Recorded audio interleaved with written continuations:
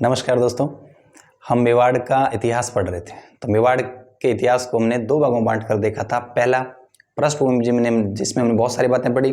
फिर मेवाड़ के प्रमुख शासक, जिसमें हमने दो क्लास हो गई प्रमुख शासकों में, एक क्लास हो गई पृष्ठभूमि की। आज ये मेवाड़ के इतिहास की चौथी क्लास है। मैं थोड़ा सा रिवीजन करवा देता हूँ। पृष्ठभूमि में तो आपको याद ही है। शासक की बात करें तो गुहादित्य संस्थापक 566, फिर बापा रावल वास्तविक संस्थापक, हरित ऋषि के आशीर्वाद से चित्तौड़गढ़ का किला जीता। बापा रावल के बाद अल्लट आहड़ को राजधानी बनाया, शक्ति सिंह, उसके बाद करण सिंह या रण सिंह, उसके टाइम राणा साका और रावल साका बंट गई। क्षेम सिंह मेवाड़ का शासक बना और राहब सिसोदा गांव में चला गया वो राणा साका। ठीक, उसके बाद में आपको याद रखना है कि क्षेम सिंह हो गया, शक्ति सिंह हो गया, क्षेम सिंह हो गया। क्षेम सिंह के बाद तेज सिंह मेवाड़ जयत्र सिंह भूताला के युद्ध में इल्तुतमिश को हराया, चित्तौड़गढ़ को राजधानी बनाया। फिर तेज सिंह श्रावक प्रतिक्रमण सूत्र चूर्णी और जो मेवाड़ चित्रशैली का प्रथम चित्र है। फिर समर सिंह के दो लड़के रतन सिंह तो यहाँ रहा मेवाड़ में, और कुंभकर्ण नेपाल चला गया। नेपाल में गुहिल वंश की स्थापना की। रतन सिंह के टाइम अलाउद्दीन खिलजी 1303, चित्तौड़गढ़ का पहला शाखा पद्मिनी वाली स्टोरी आपको याद है। फिर ये इनके रावल शाखा खत्म हो गई, रावल शाखा अंतिम शासक है। उसके बाद हमने देखा कि खिजर का रहा, फिर मुंछला मालदेव रहा, फिर बनवीर या जय सिंह, जिसको मारकर हमीर सिसोदिया हरि सिंह का पुत्र है जो सिसोदा गांव से आया था, उन्होंने 1326 में चित्तौड़गढ़ का किला वापस जीत लिया। तो राणा शाखा स्टार्ट होती है। पहला जो राणा शाखा के शासक हमीर सिसोदिया विषम घाटी पंचान। फिर हमने देखा खेता, दिलावर खां गोरी को पराजित किया। मालवा मेवाड़ का संघर्ष स्टार्ट हो जाता है। खेता के बाद लाखा जवर में चांदी खाने, पिछोला झील, गल की नटनी का चबूतरा, तारगढ़ जीतने की कसम, ये सारी चीज़ें हमने लाखा प्लस हंसाबाई बराबर वृद्धावस्था में शादी की। मोकल का सरगरणमल और मोकल की हत्या चाचा और मीरा ने। तो मोकल का लड़का कौन? कुंभा। तो आज हम पढ़ेंगे कुंभा का इतिहास, और कुंभा से पहले का मैंने रिवीजन करवा दिया। अब बहुत सिंपल है, बहुत ईजी है। तो आज देखेंगे आप कुंभा का इतिहास। तो देखो कुंभा, देखो अपन महाराणा कुंभा की बात करें तो कुंभा, क्योंकि कुंभा का मैटर बहुत ज़्यादा है तो आप प्रयास करांगा इन टाइप में पढ़ लें कि कुंभा अपने कंप्लीट याद हो जाए और कोई चीज़ छूटे भी ना। तो सबसे पहले कुंभा के बारे में हम सामान्य परिचय कुंभा का ले लेंगे। तो सामान्य परिचय ले लेंगे, एक पॉइंट। दूसरा, कुंभा का जो संघर्ष है, कुंभा का जो संघर्ष किन किन के साथ हुआ वो देखेंगे। तो कुंभा का संघर्ष बोल दो या बोल दो युद्ध, ठीक है, ये बात हो गई। तीसरा, रिमेनिंग पार्ट हम देख लेंगे कुंभा के बारे में फैक्ट्स। तो इससे क्या होगा कि आपको चीज़ें क्लियर भी हो जाएगी शॉर्ट में, और आपको याद भी रहेगी, कोई चीज़ मिस नहीं होगी, कहीं दिक्कत नहीं आएगी। सबसे पहले कुंभा का सामान्य परिचय देखेंगे। उसके बाद कुंभा के द्वारा लड़े गए प्रमुख युद्ध, 2 पॉइंट से ये सारा टॉपिक क्लियर हो जाएगा। अन्य में 2-3 बातें हैं। तो पूरा कुंभा है, बहुत अपन शॉर्ट में अपन देख लेंगे। चलिए ये देखो सामान्य परिचय देखते हैं सबसे पहले कुंभा का। तो ये आप मानचित्र देख पा रहे हो, ये इलाका है मेवाड़, ठीक है। तो मेवाड़ का राजा मोकल, कुंभा से पहले मोकल, और मोकल की पत्नी का नाम है सौभाग्य देवी।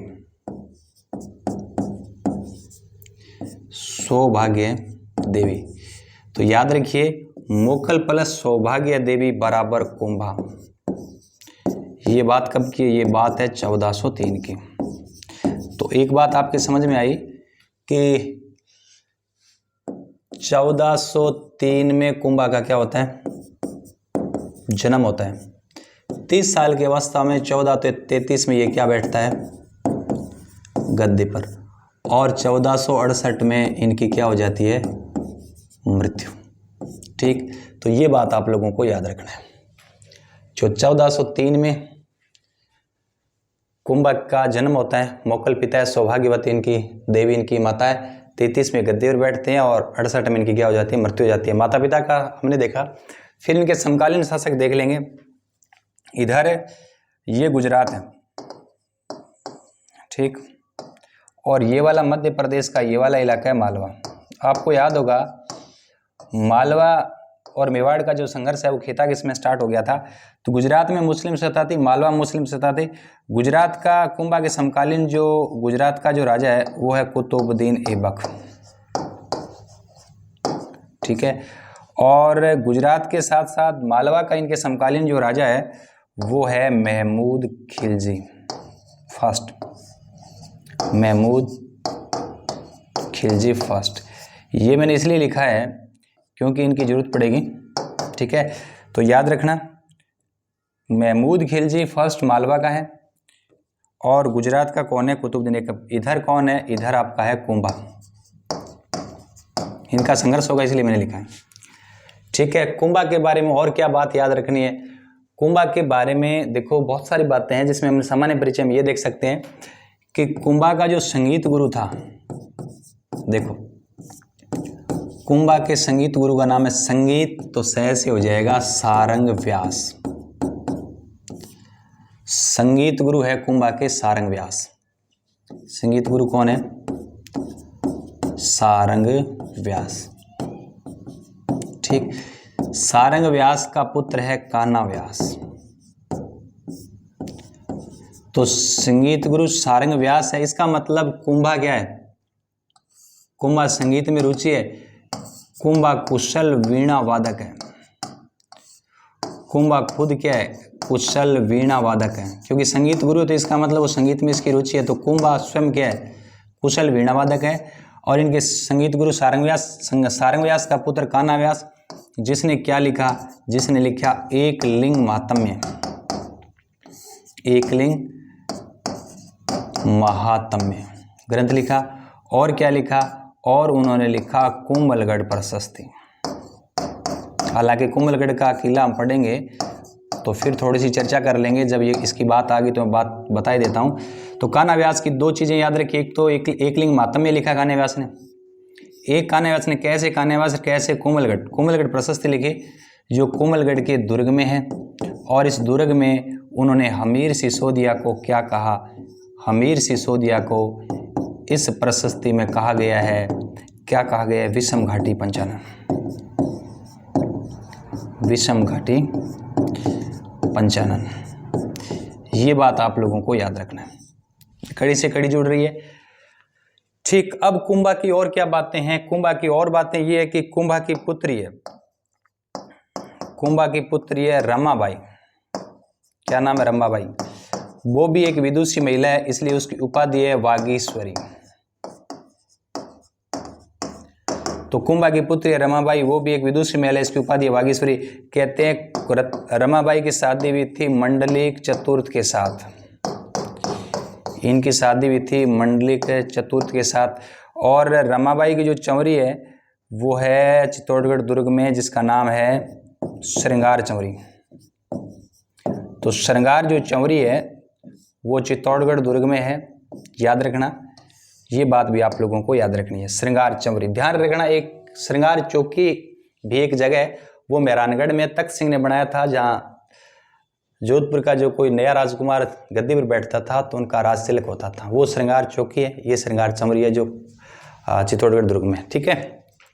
इतनी बात हमने पढ़ी सामान्य परिचय में। अब सामान्य परिचय में और क्या बातें हैं वो हम देखेंगे। तो नेक्स्ट देखो, फिर हम पढ़ेंगे, देखो 3 पार्ट है कुंभा के, सामान्य परिचय, फिर इनके संघर्ष और फिर पढ़ेंगे तथ्य। अभी सामान्य परिचय चल रहा है, तो फिर देखिए सामान्य परिचय में हम और क्या पढ़ सकते हैं।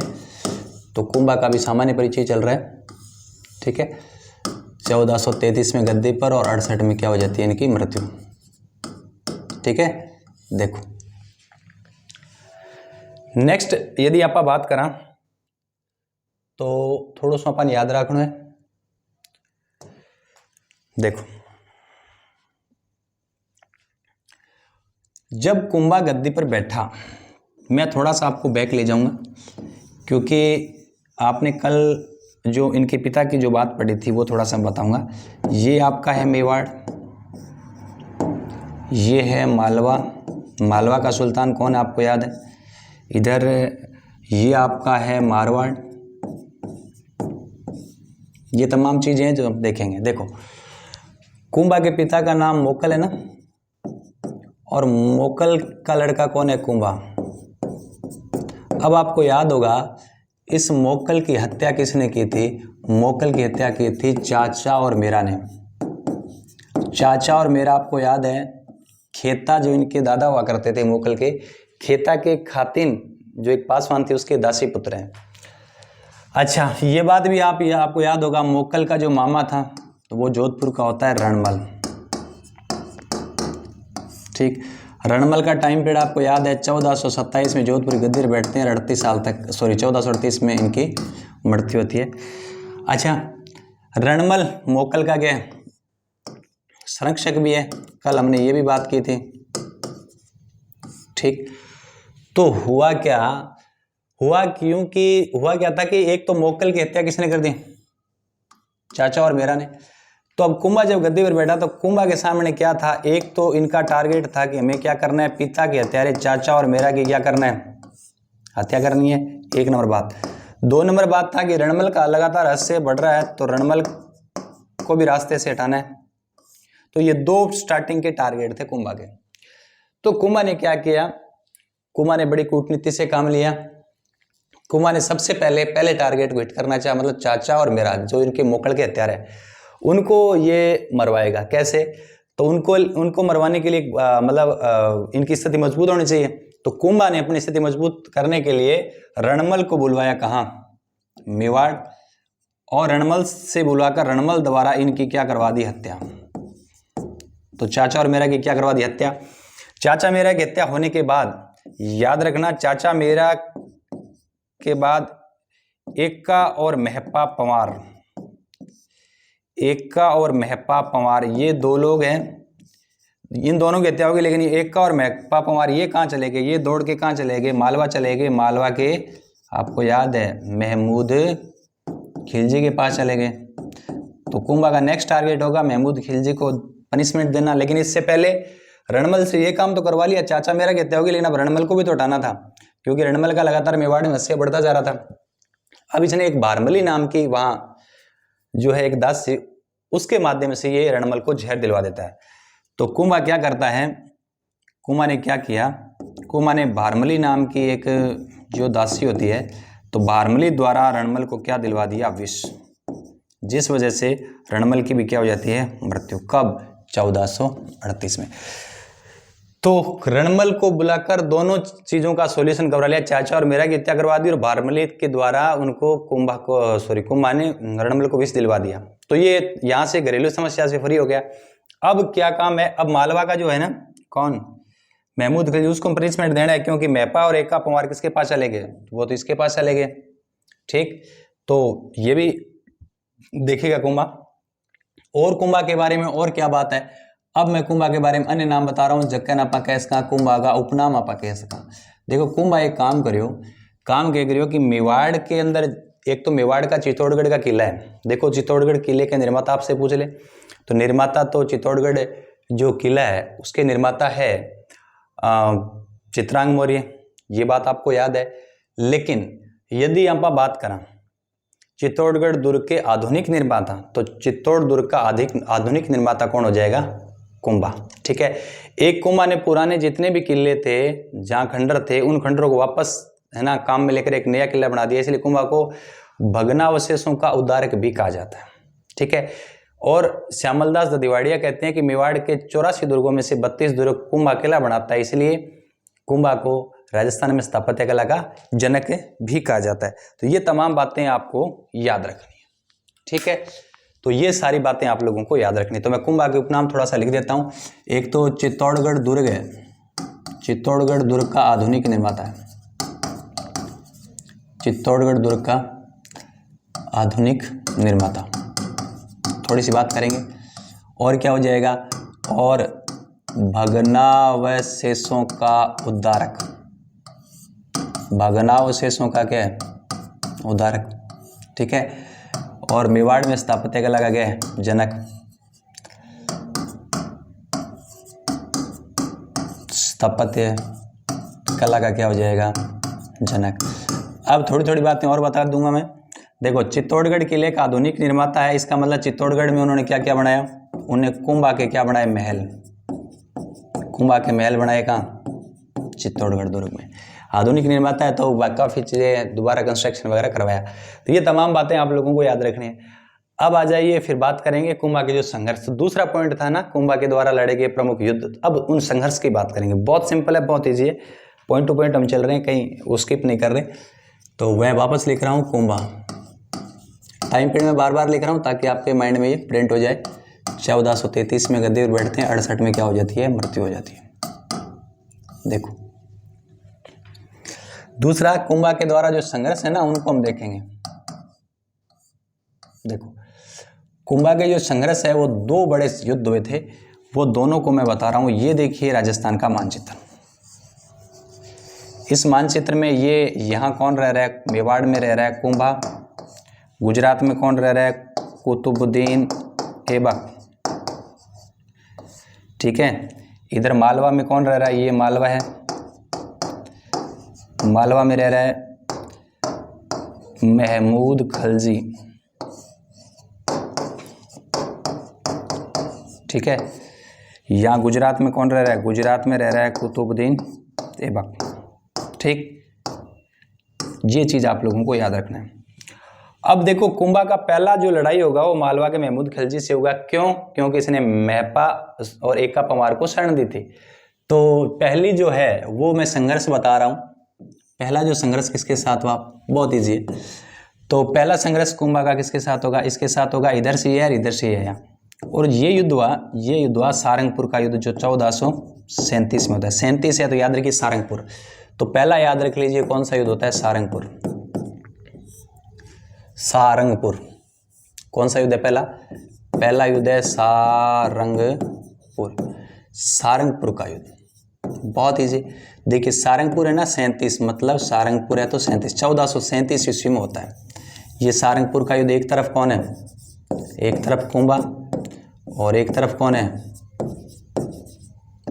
महमूद खलजी। ये कहाँ के हैं, ये है मालवा के।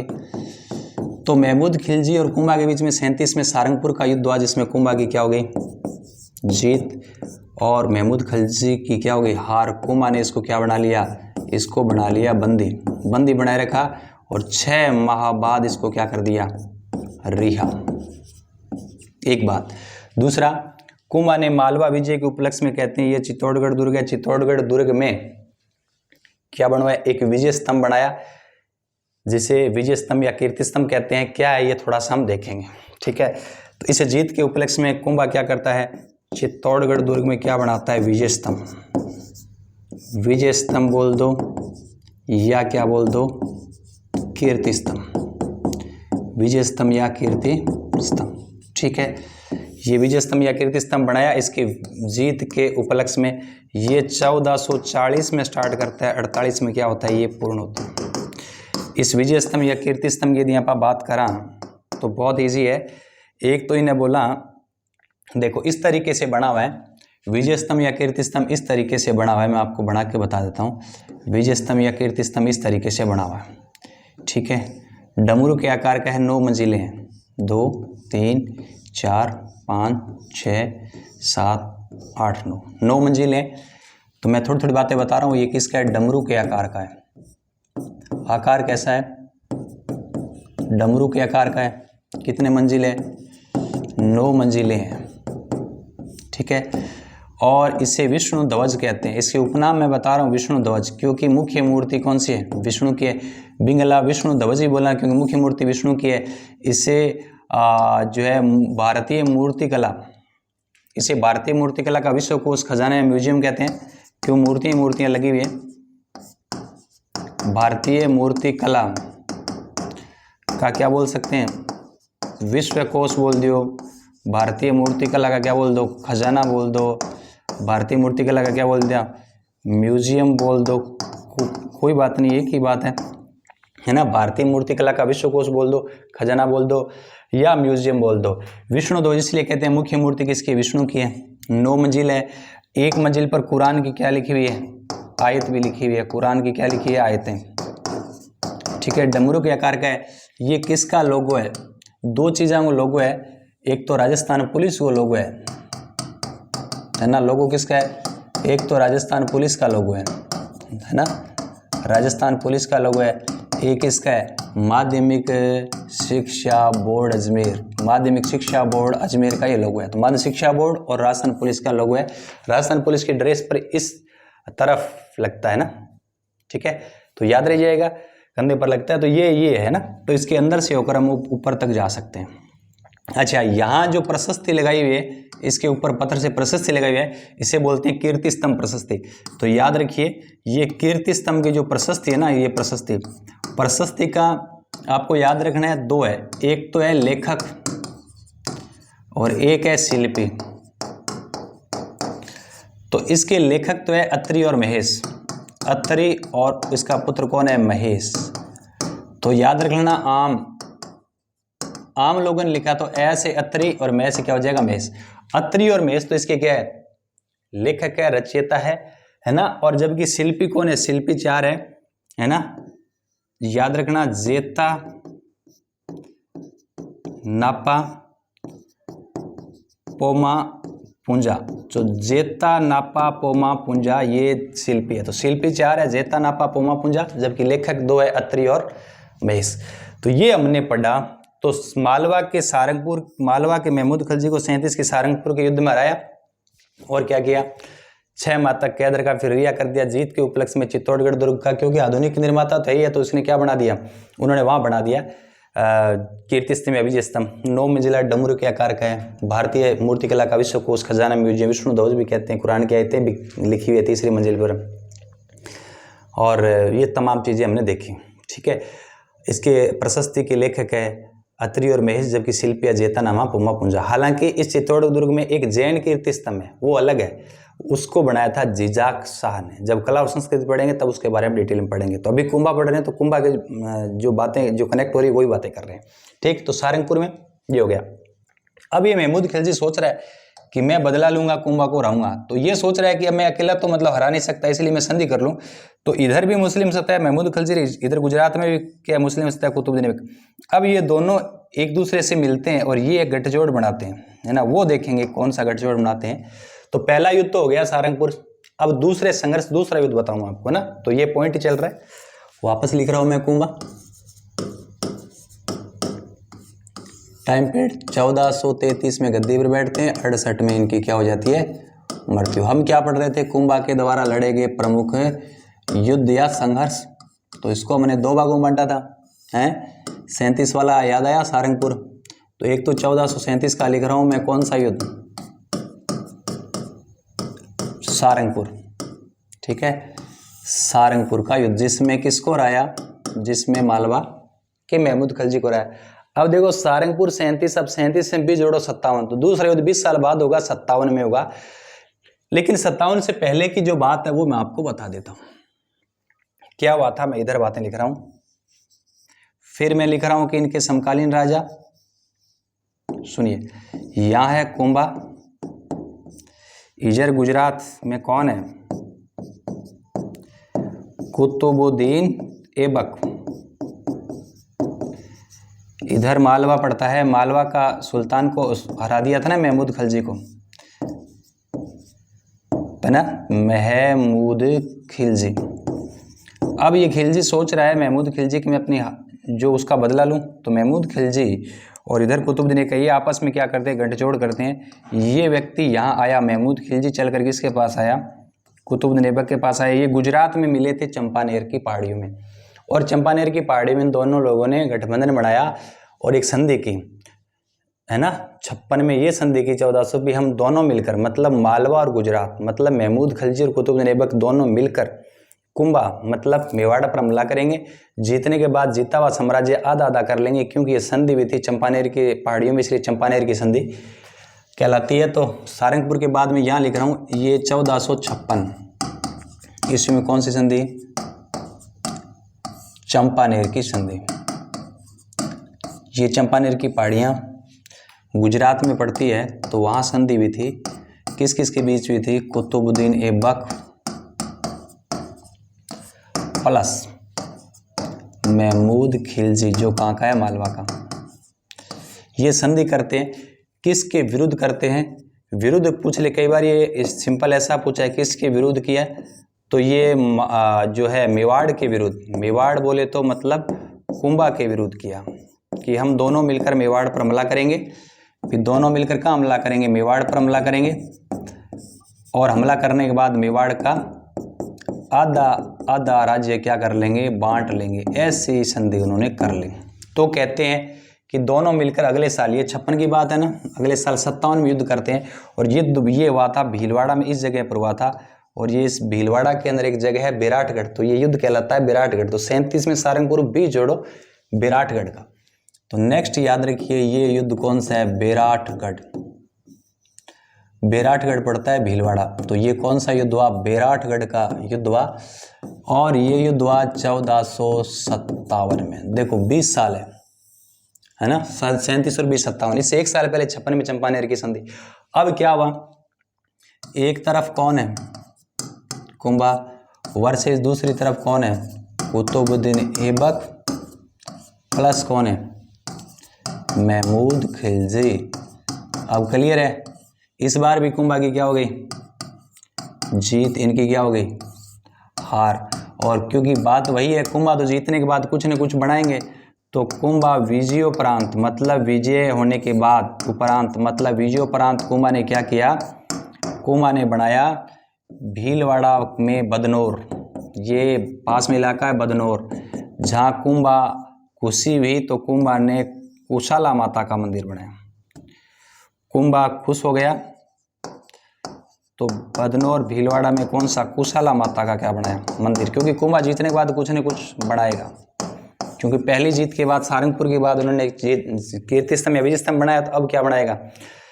कुशाला माता का मंदिर बदनौर भीलवाड़ा में। तो ये कुंभा के संघर्ष है, बहुत ईजी याद रह जाएगा। पहले सारंगपुर 37 57 विराटगढ़, इससे पहले की चंपानेर की संधि, तमाम बातें आपको याद है। तो कुंभा का दूसरा पॉइंट सामान्य परिचय पढ़ने के बाद दूसरा संघर्ष पढ़ा। अब कुंभा का तीसरा जो है पक्ष एस्पेक्ट है, फैक्ट्स, वो पढ़ लेंगे तो कुंभा पूरा हो जाएगा। तो आइए तीसरा फैक्ट पढ़ते हैं। तीसरा जो है कुंभा का कौन सा तथ्य, तो वो हम देख लेंगे। तो अब देखिए कुंभा 1433 में गद्दी पर बैठते हैं, 68 में क्या हो जाती है? मृत्यु।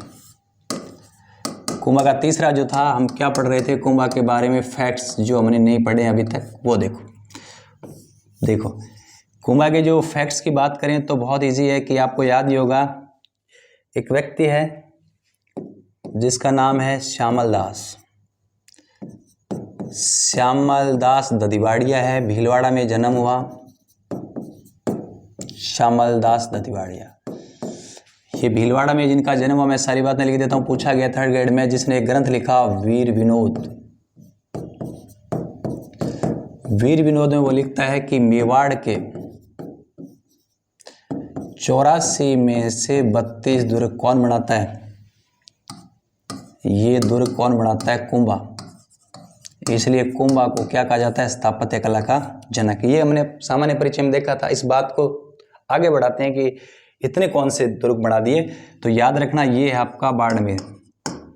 बाड़मेर में कुंभा ने दुर्ग बनाया जिसका नाम है भूमठ दुर्ग। तो एक तो ये हो गया, एक ये है सिरोही। सिरोही में कुंभा ने कौन कौन से दुर्ग बनाए जरा देखो। सिरोही में एक बनाया बसंतगढ़। बसंतगढ़ ये सेकंड में पूछा गया, बसंतगढ़ बोल दियो या बसंतीगढ़ बोल दियो। एक बनाया अर्बुद दुर्ग।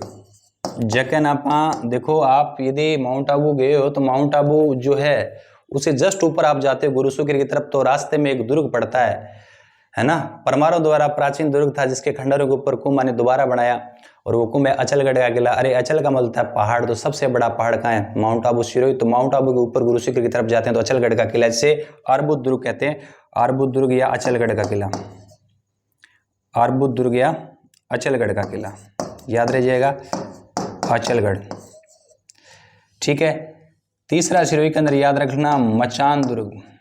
तो ये 3 दुर्ग यहाँ याद रखिए। तो मचान दुर्ग हो गया सिरोही का, अर्बुद दुर्ग या अचलगढ़ हो गया, बसंतीगढ़ या बसंतगढ़ ये सिरोही में, भूमठ दुर्ग बाड़मेर में। अब मैं लिख रहा हूँ भीलवाड़ा। भीलवाड़ा में भी उन्होंने एक दुर्ग बनाया, याद आया मांडलगढ़। तो मांडलगढ़ जो दुर्ग है वो भीलवाड़ा में बनाया। इसके अलावा ये आपने चर्चा कर ली चित्तौड़गढ़ दुर्ग का क्या आधुनिक निर्माता है। चित्तौड़गढ़ दुर्ग का क्या आधुनिक निर्माता। ठीक है, तो ये बातें हमने पढ़ा कुंभा के बारे में। कहते हैं इसके अलावा क्या क्या, इसके अलावा ये राजसमंद है, राजसमंद में उन्होंने सबसे बड़ा दुर्ग बनाया था, जो मेन दुर्ग था कुंभलगढ़। कुंभलगढ़ बनाया, ये दुर्ग पड़ता है वर्तमान में राजसमंद में। देखते हैं कुंभलगढ़ का जो कुंभा का जो मेन शिल्पी था ना, वो शिल्पी था मंडन। ठीक है, मंडन का भाई था नाथा। नाथा ने किताब लिखी वास्तु मंजरी। ठीक है, तो कुंभा ने क्या किया था, ये राजसमंद जिला आप देखोगे ना, तो ये राजसमंद जिला इस तरीके से है, उदयपुर से अलग हुआ था।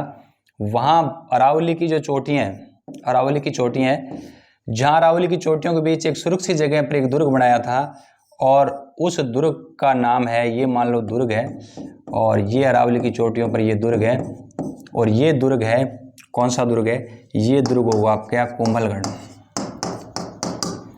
जो गंधमादन पर्वत, अरावली का जो चोटी है 13 चोटियों से घिरा हुआ है ना, जो मेन पर्वत है वहाँ वो गंधमादन पर्वत। तो कहते हैं गंधमादन पर्वत पर कुंभलगढ़ का किला बनाया। हालांकि राजस्थान की कला और संस्कृति पढ़ेंगे तो जिसमें दुर्ग जब पढ़ेंगे दुर्ग स्थापत्य तब डिटेल में बताएंगे, लेकिन फिर भी मैं कुछ बातें बता देता हूँ। ये अरावली की दुर्गम ऊंची पहाड़ियाँ राजसमंद में, वहाँ 13 पहाड़ियों से घिरा हुआ है, गंधमादन पर्वत पर स्थित है। कुंभा ने अपनी पत्नी है ना कमला के जो है स्मृति में करवाया था। इसका शिल्पी कौन है, मंडन है। और इसमें जो प्रशस्ति लिखी है वो हमने सामान्य परिचय में पढ़ा था, कुंभलगढ़ प्रशस्ति, जिसके लेखक कौन है, कान्हा व्यास। ठीक, और कुंभलगढ़ के चारों तरफ जो दीवार है उसे महान भारतीय दीवार बोलते हैं, और इसकी टोटल लंबाई कितनी है, 36 किलोमीटर। ठीक है, तो ये तमाम जानकारी हमने कुंभा के बारे में थी जो हमने पढ़ा। बहुत सिंपल है, बहुत ईजी है, मैं 1 सेकंड में रिवीजन करवा देता हूँ। कुंभा 3 भागों में पढ़ेंगे, सामान्य परिचय, संघर्ष और तथ्य। सामान्य परिचय में मोकल प्लस सौभाग्य देवी बराबर कुंभा 1403, 33 में गद्दीर बैठा, 68 में मृत्यु हो जाती है। हाँ, मृत्यु का थोड़ा सा मैं बता देता हूँ। कहते हैं कि कुंभा कुंभलगढ़ में ही रहता था, और 1468 में ईस्वी के अंदर कुंभा क्या हो गया था, पागल हो गया था, मतलब विक्षिप्त हो गया था, मतलब उन्माद रोग हो गया था। और उसके चलते कहते हैं कुंभा का पुत्र होता है उदा, कुंभा का ही पुत्र है उदा, उसने कुंभा की क्या कर दी, हत्या कर दी और गद्दी पर बैठ गया। तो ये कुंभा का ही पुत्र है उदा, इसने अपने पिता की हत्या करके गद्दी पर बैठ गया।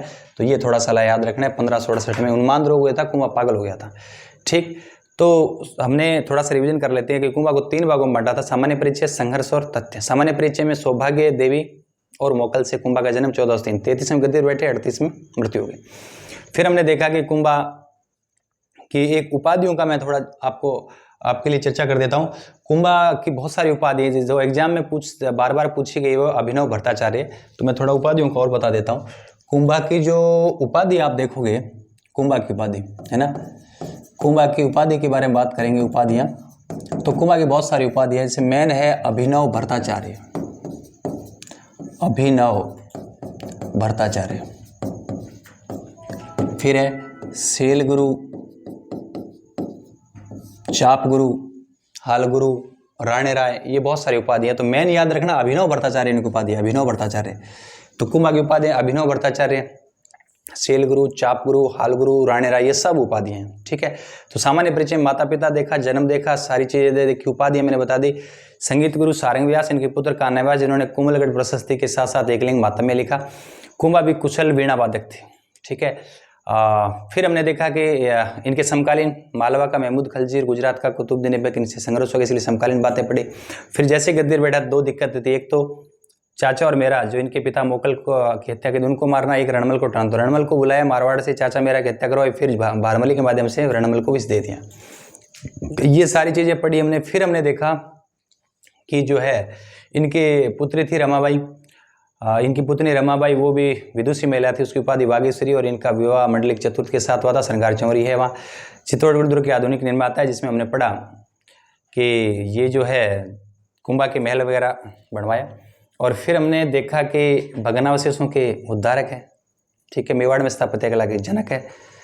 ठीक, ये तमाम जानकारी वहाँ थी। फिर हमने युद्धों में देखा संघर्ष, तो 20 साल गैप में 2 है। 37 सारंगपुर मालवा के खिलजी को रहे, महमूद खिलजी को, और जैन कुंभलगढ़ में विजय स्तंभ या कीर्ति स्तंभ बनाया, उसके बारे में तमाम जानकारी। फिर 1456 में चंपानेर की संधि, कुतुबुद्दीन ऐबक और महमूद खलजी के बीच चंपानेर की पहाड़ियों में फिर उस संधि के तहत अगले साल युद्ध होता है। तो 37 में सारंगपुर का हुआ, तो 20 साल जोड़ो, 57 में बैराटगढ़ का जीत गया कुंभा, तो बदनौर में कुशला माता का मंदिर बना दिया। हम तथ्य में क्या पढ़ा, स्थापत्य कला का जनक है, कौन कह रहा है, वीर विनोद के लेखक श्यामल दास कह रहे हैं। तो 84 में से 32 दुर्ग बना है। तो मेन कुंभलगढ़ है जो राजसमंद में, शिल्पी मंडन है, नाथा इसका भाई जिन्होंने ग्रंथ लिखा है ना, वास्तु मंजरी, कोमलगढ़ गंधमादन पर्वत पर है, ये फलाना ढिमकाना सारी बातें पढ़ी। भीलवाड़ा में मांडलगढ़ बनाया, चित्तौड़गढ़ दुर्ग का आधुनिक निर्माता ये पढ़ा। सिरोही के अंदर 3 है, बसंतीगढ़ या बसंतगढ़, दूसरा अर्बुद प्रदेश या अचलगढ़ का किला, और तीसरा कौन सा, मचन का किला। बाड़मेर और घोमट दुर्ग बनाया। और लास्ट में ये पागल हो गया था 1468 में, विक्षिप्त हो गया था, उन्माद रोग हो गया था, उस वजह से इसके पुत्र उदा ने कहते हैं इसकी हत्या करके गद्दी पर बैठ गया। एक चीज़ और बता दूं, कुंभा उच्च कोटि के लेखक हैं, कुंभा उच्च कोटि के लेखक है। तो कुंभा की कुछ किताबें हैं वो थोड़ा सा बता देता हूँ मैं। तो नेक्स्ट याद रखिए, कुंभा 1433 में गद्दी पर बैठते हैं और 68 में इनकी क्या हो जाती है, मृत्यु। ठीक, कुंभा के कुछ लिखे गए ग्रंथ है, एक याद रखना, संगीत राज। संगीत राज के खंड पूछते हैं, ये संगीत राज 5 खंडों में। ठीक, संगीत राज। दूसरा ग्रंथ याद रख लीजिए, संगीत मीमांसा, क्योंकि कुशल वीणा वादक है, संगीत प्रेमी तो है ही है, संगीत गुरु सारंगव्यास है। फिर याद रखना, कामराज रतिसार, कामराज रतिसार। तो संगीत राज, संगीत मीमांसा, कामराज रतिसार और शूड प्रबंध, शूड प्रबंध ये हो गया। इसके अलावा एक उन्होंने टीका लिखी थी, कुंभा ने टीका किस पर लिखी थी, टीका लिखी थी रसिक प्रिया पर।